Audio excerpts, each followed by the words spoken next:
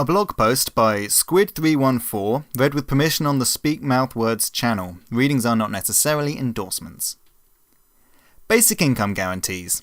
The first time I heard about them was 5 years ago, and I decided they were stupid. I think I thought about them briefly 2 or 3 years ago, and was still pretty sure they were stupid. A couple of weeks ago, someone asked me what I thought about them, and I was all prepared to say they were still stupid, but after thinking about it longer, I'm not so sure. A basic income guarantee is a system where the government pays everyone in the country a small but livable income, let's say $15,000. If you're poor, you get $15,000 a year to live on. If you're rich, you get $15,000 a year from the government above and beyond what you earn from your corporate empire. Everyone in the country, rich or poor, employed or unemployed, young or old, gets $15,000. And the obvious reason it's stupid is that someone has to pay for that, and giving every US adult $15,000 a year would cost somewhere around the order of $4 trillion, or just over the current federal budget. The real cost would be a bit less, because the government could save some money on things like welfare payments now that nobody is really all that poor, but it would be pretty hard to imagine it costing less than $3 trillion or so, meaning we'd have to at least double taxes, which would have all sorts of horrible domino effects. And there's much for everyone to hate about the proposal. If you're the type who doesn't like welfare because it takes money away from productive people and gives it to unproductive people who might not even be trying that hard, well, basic income guarantee does the same thing, only much more so. And if you do like welfare because you think it's important to help the poor, well, basic income guarantee takes the vast majority of the money it raises and hands it over to the middle class and rich, making them richer. If you're going to give the government ungodly amounts of money to distribute, why not reserve it for the people who really need it? And although the optimist in me conceives of people who use their newfound freedom from fear of poverty to pursue the careers they've always dreamed of as musicians or inventors, or to live in the forest in harmony with nature, the realist in me knows that the vast majority of those people would in fact spend their time drinking beer and watching TV and having 10 kids who they never send to school because obviously if you don't need literacy for a job later, attaining it just wastes valuable reality show watching time. So those were the reasons I used to think basic income guarantees were stupid. The reason I'm not so sure now involves structural unemployment and the idea of post-scarcity society. Back in the 1950s, everyone assumed robots would be doing all our work by now, and we'd be sitting on the beach all day sipping robot-stirred martinis.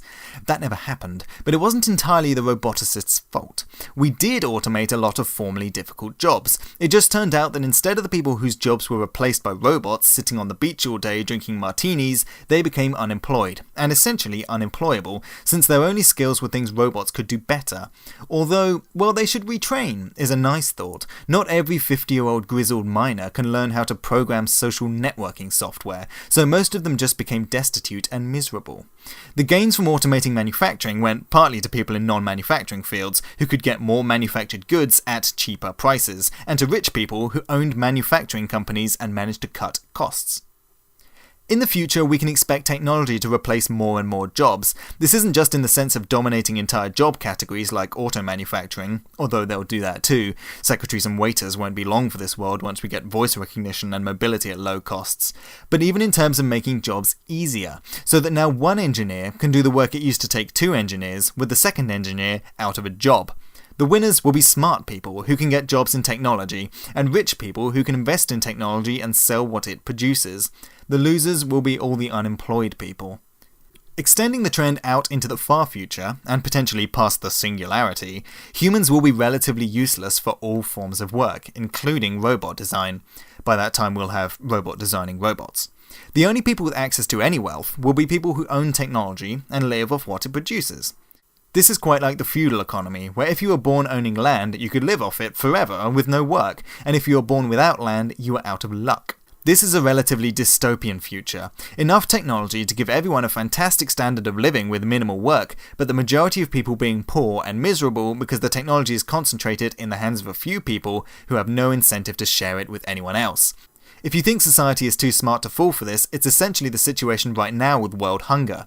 We have more than enough land, technology, etc. to feed everyone in the world, but the poor can't afford food and no farmers want to produce the food for free, so the technology goes to making silly luxuries for rich people like sunglasses for dogs. The poor can and do break out of their condition through having natural and human resources that the rich want and will trade for, but as technology increases, this advantage will disappear. As I write this sounds sort of Marxist, with stuff about the means of production and so on, but Marx was wrong for a few reasons. For one, workers could save up to own the means of production themselves. For another, human capital proved to be more important than machinery during his era. For a third, the capitalists needed workers almost as much as the workers needed the capitalists, and advances in worker organisation and state regulation gave the workers more bargaining power. In a society where labour becomes less valuable, or completely useless, these checks on Marxist systems disappear. This whole spiel about technology displacing workers isn't just for the far future. Some economists have suggested that it is going on now, that the banking crisis certainly didn't help, but that a lot of the reason unemployment is so high right now is that the economy just really doesn't need that many unskilled people anymore, and not everyone has, or can develop, skills. I don't see an economic or scientific pathway from here to the future where we're all sitting on the beach enjoying the fruits of technology, as opposed to the future where everyone's unemployed and poor except for the people who own the technology. The only path I can think of is a political one, in which we start redistributing the heck out of income. And simple welfare won't work. A world in which everyone is on the dole and being constantly hounded by welfare officers and looked down upon by the few people with paying jobs is almost as dystopian as the one where everyone starves to death. At some point we have to say that most people can't produce wealth, and that's okay. It may be too early to start such a redistribution program, although depending on how the economic indicators turn out, it might not be, but I would feel a whole lot better if society was at least discussing this question and has a good plan for the transition to a post-Labour stage.